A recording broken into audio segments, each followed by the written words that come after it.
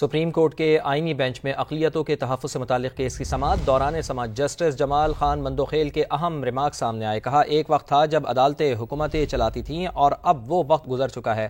ہم یہاں حکومتیں چلانے کے لیے نہیں بیٹھے ہوئے۔ سماعت کا احوال جان لیتے ہیں، سماعت کے نمائندے سہیل رشید ہمارے ساتھ موجود ہیں۔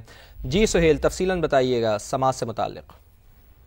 دیکھیں، اب آئینی بینچ میں آج جسٹس سمیع الدین خان کی سربراہی میں 5 رکنی بینچ نے سماعت کیا اقلیتوں کے حقوق سے متعلق، اور اس دوران ثانیہ جڑاں کا ذکر چلا اور اس پر وکلاء کی جانب سے بھی اور ایک اقلیتی رہنما کی جانب سے یہ کہا گیا کہ جڑاں میں چرچ نظر آتش کیے گئے اور ملزمان ابھی تک پکڑے نہیں جا رہے۔ اس پر عدالت کی جانب سے یہ ریمارک دیے گئے کہ ہم جو ٹرائل چل رہے ہیں ان میں مداخلت نہیں کریں گے۔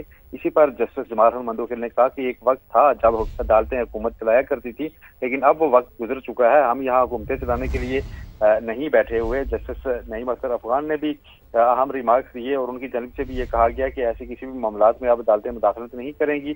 ساتھ ہی جسٹس جمال خان مندوخیل کا یہ بھی کہنا تھا کہ حال ہی میں ٹرین پر دہشت گردی کا افسوسناک واقعہ بھی ہوا۔ اگر ایک انفرادی شخص کی غفلت کے باعث ایسا کچھ ہوتا ہے تو اس کا الزام پوری ریاست کو نہیں دیا جا سکتا۔ اب عدالت نے اس کیس کی سماعت 5 ہفتوں کے لیے ملتوی کر دی ہے۔ جی بہت شکریہ آپ کا۔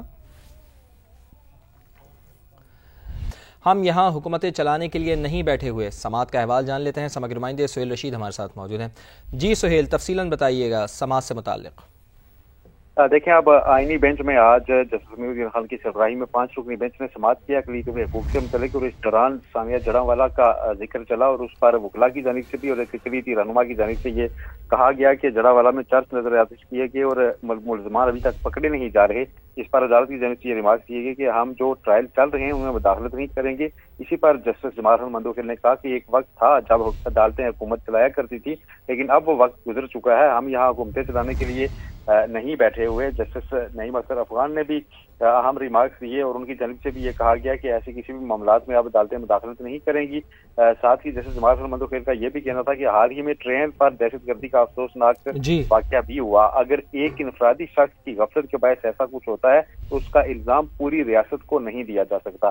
اب عدالت نے اس کیس کی سماعت 5 ہفتوں کے لیے ملتوی کر دی ہے۔ جی بہت شکریہ آپ کا۔